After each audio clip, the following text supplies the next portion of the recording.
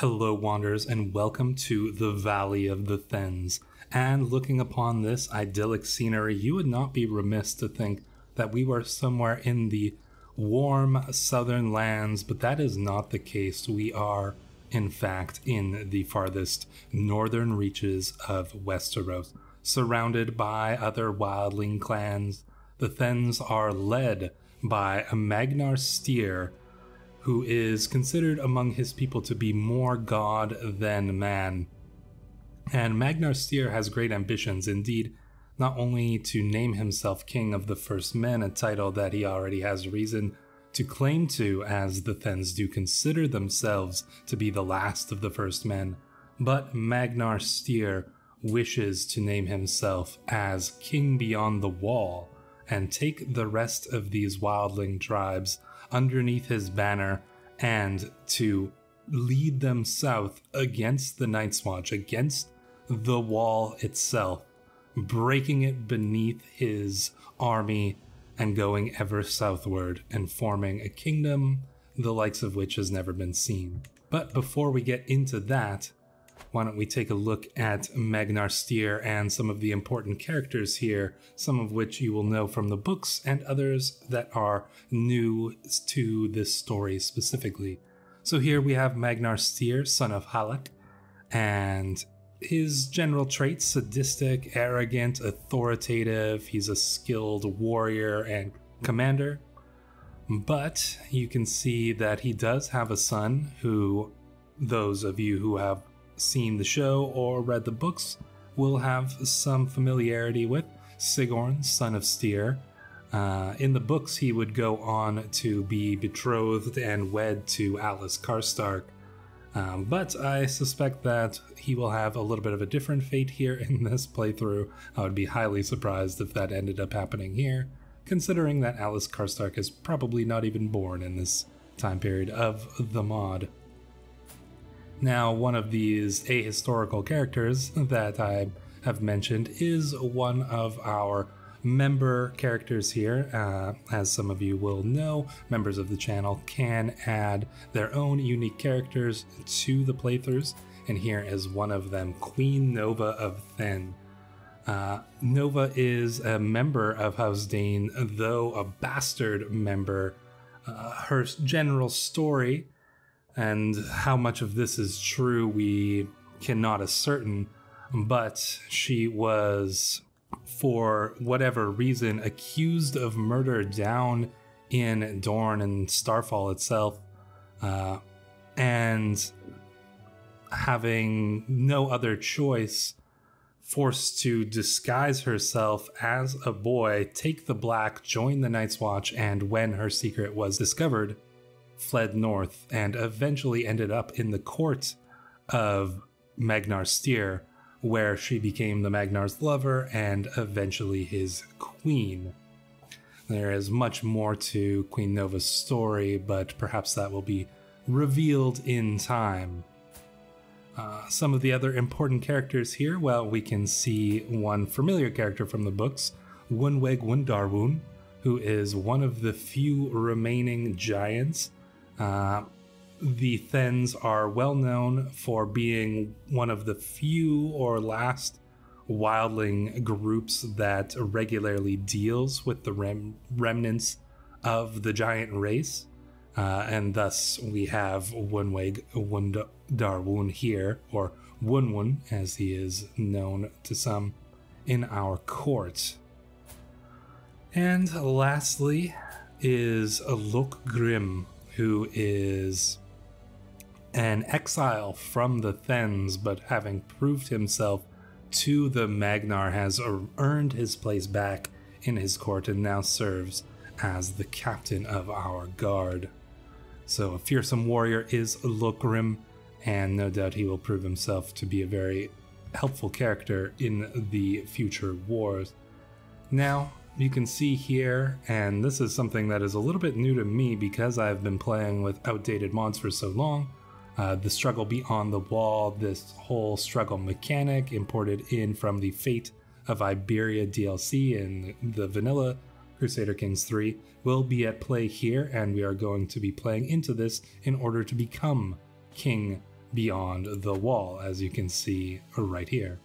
But we have a long way to go to do that. So first things first, we are going to hold court because our character is a king, a Magnar, as the Thens would call him, and that allows us to take this decision.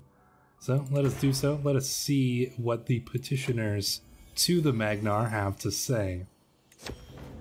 Who is first up? Looks like we have Sigorn here, a wanderer. A very large wanderer, not quite as large as Wunwun, but a very skilled warrior here. The next petitioner is evidently somewhat of a stranger in this court, as I do not recognize him, and the eyes of Marshal Eirik have been on him since they first arrived. My lord, I have come to declare that the people of Gludak are refusing to pay the taxes you have levied upon us. In times past, our land and people were granted rights and privileges which your recent exactions ignore. We request that you address our concerns fairly, or else. You know, I think, and this is already coming into play, important cultural aspects of the Wildlings in general, is that in Wildling councils, every man and woman, no matter their position in the clan, is allowed to speak, and perhaps in this case, we will listen to him and perhaps attempt to negotiate with this Sigorn here. So it's a 50-50 chance. Let's see if they listen. Let's see if they do not. But the tax revolt leaders remain unconvinced. It's not really going to hurt us because we don't really collect very much taxes, but the control level has been reduced quite a bit. We're going to have to deal with that. So that is unfortunate. I would have liked to have gotten this guy into our court. Unfortunately, he would not.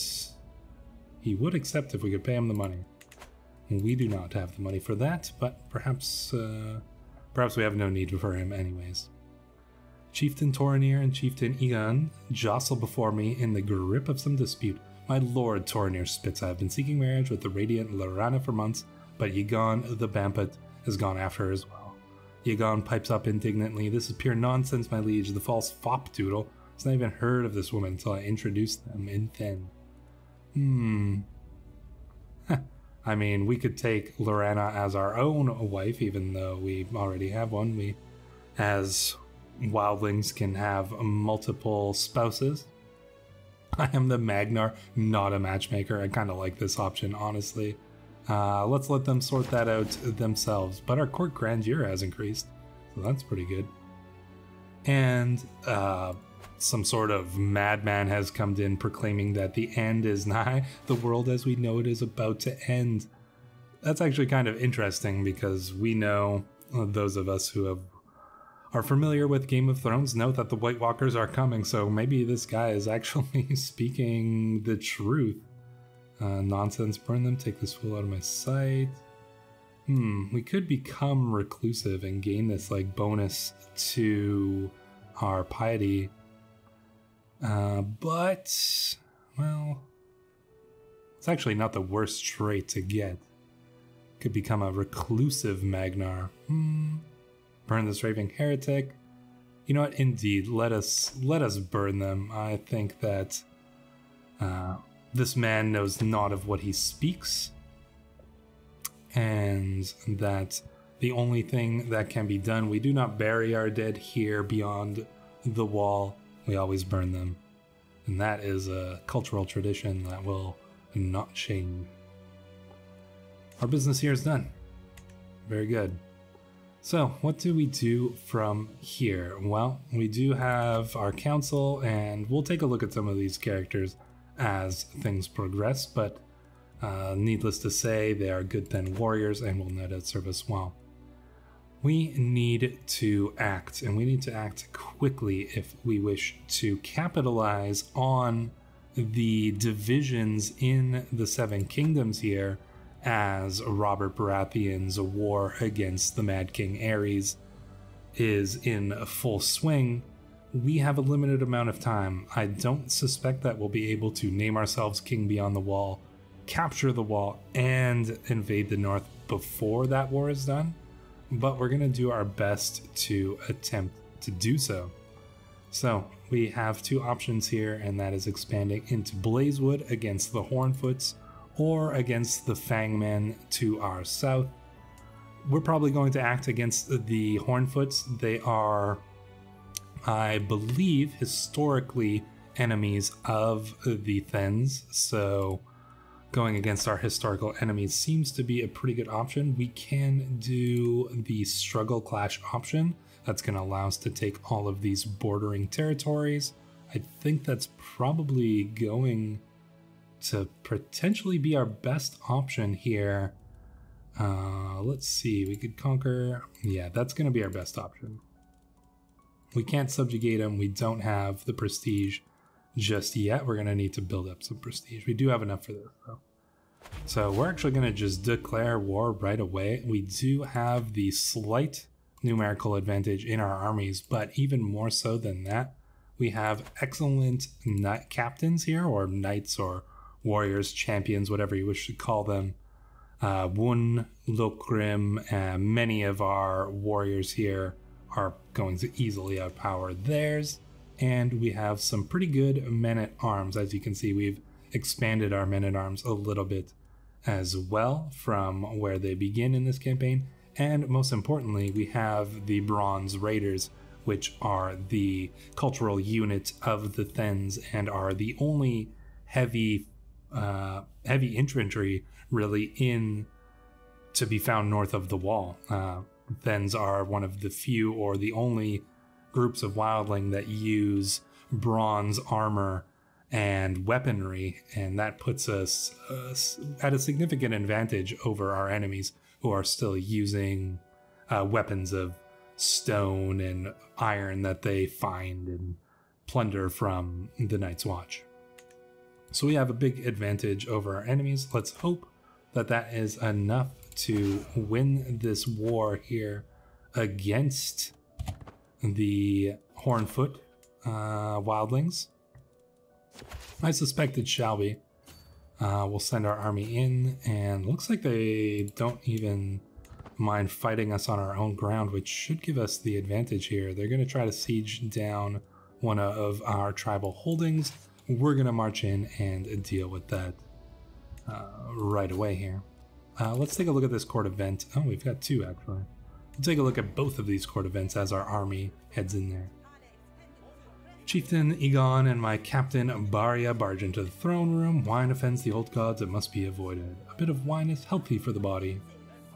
What is my position on wine? A little wine keeps the humors balanced.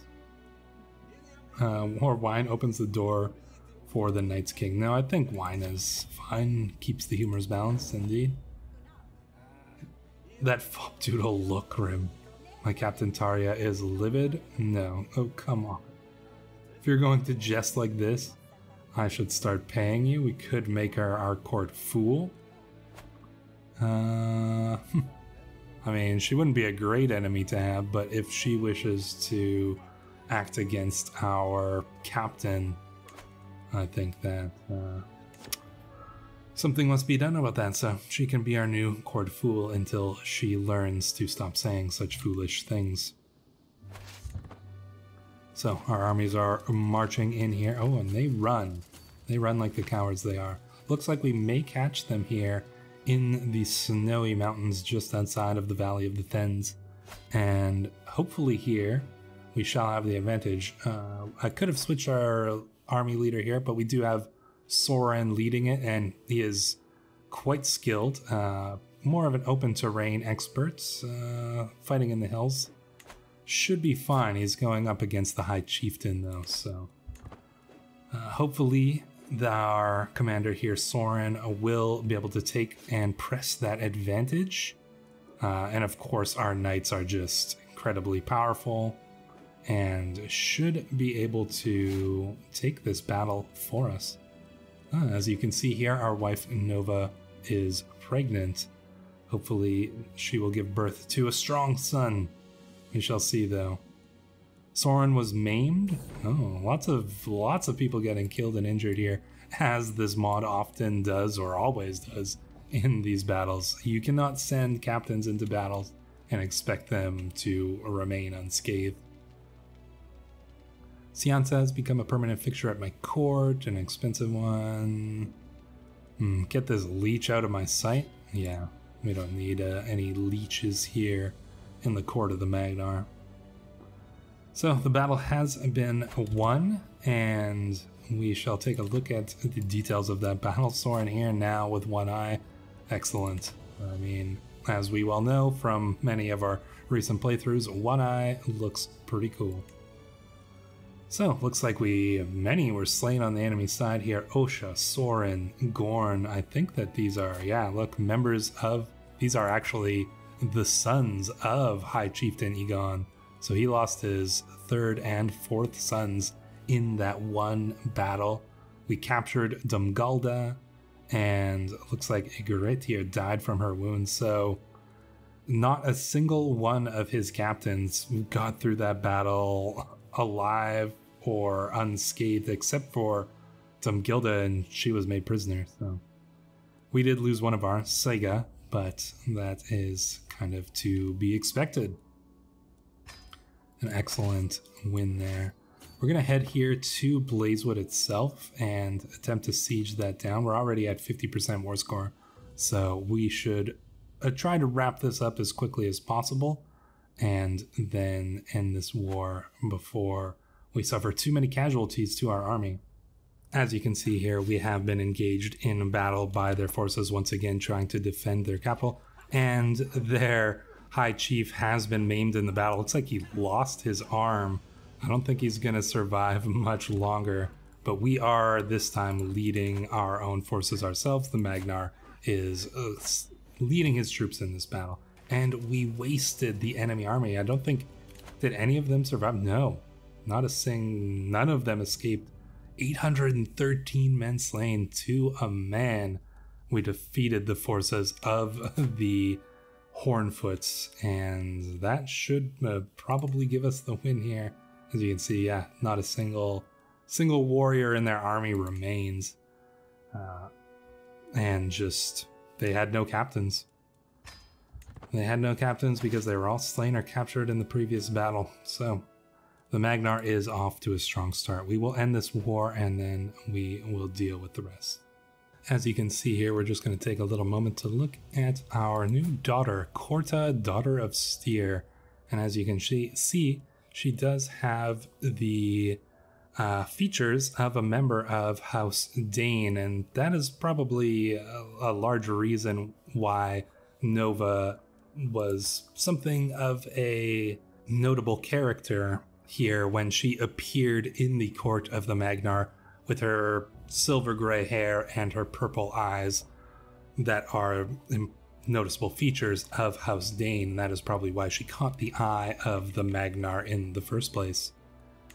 Corta seems to be a good name. What has happened here? Raven from the Crownlands. Looks like Aerys has once again blown up King's Landing as he did in our last playthrough as well. Looks like that is the end of him. We'll take a look here at all his kills. Pycelle, just incinerated. Many dead. Many dead in King's Landing. But the war still continues on, as far as I am aware. Oh no, looks like Robert has taken the throne there. So what happened to Rhaegar? Let's take a quick look at the events here. Okay, he slew Rhaegar in the duel, and that was probably what caused Aerys to blow up King's Landing. Indeed, you can see that Aegon Targaryen and Rhaenys were blown up in that, as well as Prince Viserys. So Targaryens have been... There is one living member, of course. The living member is Prince Aemon up on the wall. So there are no more real important Targaryens other than Aemon. And Robert Baratheon has taken the Iron Throne for his own. So our opportunity to take the wall while that war was still going. Obviously, there was not enough time to do so, but we shall continue with our plans nonetheless. Here you can see that we have finished off our war against the Hornfoot Wildlings.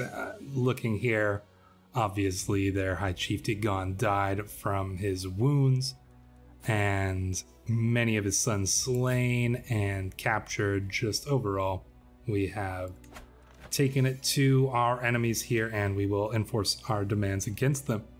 Let's disband our armies and prepare for the next rounds of conquest. Let's take a look here at the struggle and just see what has kind of been going on. So hostility has been building up. Like I said, I don't know too much about the struggle mechanics, but we're going to be playing around with them throughout this playthrough and just kind of playing through it like we would have if we had just been playing in the base game with the Fate of Iberia DLC. We're going to go take our army. We're probably going to go and do some conquests against the Fangmen and potentially against the Hornfoots once again. So we will probably come back in a little bit once we have gone a little more there. But if we get some interesting events in the meantime, or more children here, as you can see our wife is pregnant, we'll stop and take a little look at those. Here you can see we have had another daughter area. Strong child. Hopefully she will grow up to be a excellent spearwife or warrior in her own right. We can get a new martial perk. We are going to go with the hard rule one here, get some more dread and just general perks there as we manage our authority. Let's see if we can capture the enemy army. I'm going to put myself once again back in command here. Looks like they're going to go there. Can we catch them? Oh, looks like we got them here. Going up against their leader, Chieftain Barak of Owl Mountain Path. And we just annihilated their army, completely annihilated their army. And let's just finish off some sieges and end this war as well. So here you can see that we have defeated the High Chief of the Pale Mountains. We can enforce our demands, and there we go. We probably could have taken more, but I don't mind expanding a little bit more slowly just at the moment here, simply because we do want to manage our realm as much as possible. We clearly have way too many domains. We're going to have to give a few of them out. So who are our options? Well, we should probably give them to our trusted servants. So here, let's see, we'll grant the Charred Wild to, I suppose a good thin man like Modal. He would be good. Although Askill, oh yeah, here, you seem like you'd be a good man for that. Get a good thin warrior in there. Let's see about here in Mountain's End. We can grant that to, we'll grant that one to Modal. And then we also have, let's see, Wanderer's Ridge already has a ruler. All right, so we're good here. Excellent. Again, once again, we do have more holdings than we can manage, but I do want to kind of keep this, the Valley of the Thin, the main part of it here, in our own hands. Not much to see here in the fight, so let's continue on. We can create the High Lordship of Uchvesek, and I'm not necessarily opposed to doing that. That would probably keep our vassals a little bit more under the thumb and avoid forcing ourselves to have quite so many of them demanding council positions, but we're gonna wait for that because we do like our council as it is at the moment, so no need to create that. We're getting a nice little bit of money here, so I'm actually probably going to raise my army as raiders, do some raiding nearby and around, and then we will get some money, come back once we have it, and then continue with our conquest. So as you can see here, our army is returning home with plenty of loot. We've gone and taken our neighbors for everything that they are worth and filled up our coffers pretty significantly. In fact, we probably have more money right now than we would know what to do with, but we could probably try to do a little bit of development here in our holdings. So who do we attack next? Well, we do want to continue that expansion, so probably, I mean, look, it looks like they've split here. The Borhel dynasty is split into two, so we could probably take them both on in two separate wars here, struggle clash, or we could just subjugate him. We can only do one subjugation war in our lifetime, so no, we're gonna do a struggle clash here, and let's raise our army. Let's just bring them in right over here, raise them all, and send them in to deal with our enemies. Unless anything important happens, I'll just finish off this war as quickly as possible. As you can see here, Chieftain Jormund is paying a royal visit. He wastes no time before talking. Thank you for seeing me. I come to you today with an urgent request. A malady of discontent prevails in my land. Certain a royal visit would change the mood. The masses shall see their Magnar.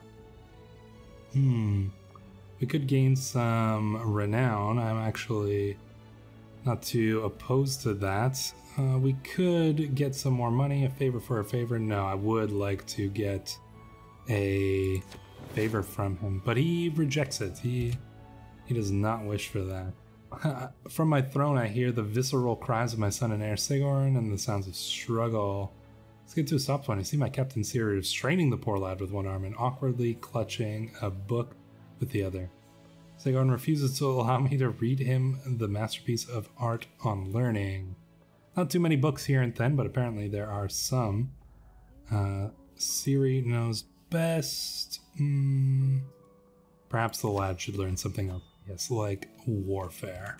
And as you can see, our son has come of age and he's actually pretty good. Brilliant general and a skilled fighter, so really good traits that our son got here. That's going to put him up to 20 prowess and 16 martial, so really good. His other skills, not too bad. He's not very intrigue focused, but 11 diplomacy, 11 learning, even the 9 in stewardship is all pretty decent. We could find potentially a marriage for him. We'll have to see what kind of options there are in that regard. Any potential alliances? Ruddy Hall, maybe. Borhel? Perhaps not. A Val of Hidden Camp. Ah, interesting. This is a character that you will know if you are familiar with the Game of Thrones books, but Val, who is the sister of Dalla, Dalla being, of course, the woman who married Mance Rayder, the king beyond the wall in the books, and bore his child. Val also being an important character in the books. I think that would be a pretty interesting marriage to get for our son. So actually, yeah, we're definitely going to go for that. And let's just let this war end the way that it should end. There you go. You can see that we have taken the High Chieftain's son and heir hostage, and we have conquered most of his realm. We didn't even have to engage him in battle. We can enforce our demands. That's going to give us, let's see, I think it'll give us, yeah, these two here. Let's enforce our demands, so be it. And we can disband our troops. We've expanded then quite significantly already, but obviously it's going to take a little while to conquer all of the lands beyond the wall, so we are going to have to deal with that. But one thing I do want to do here, and quite importantly, is pick which one of our dynasty legacies we're going to go with, well, I know that I would usually go with something like blood or warfare, but I think that playing as the Thens and this being a roleplay series, that going with law seems to me to make the most sense from a roleplay's perspective, considering that the Thens are the most cultured and the most organized of all the Wildlings. I think we're going to have to continue down this path, at least for a little while. Perhaps we'll split it between warrior or warfare and law, but that's where we're going to go right now. And that's where we're going to end the episode. So thank you for watching, and make sure to hit the subscribe button if you want to see the next part. But until then, thank you for watching.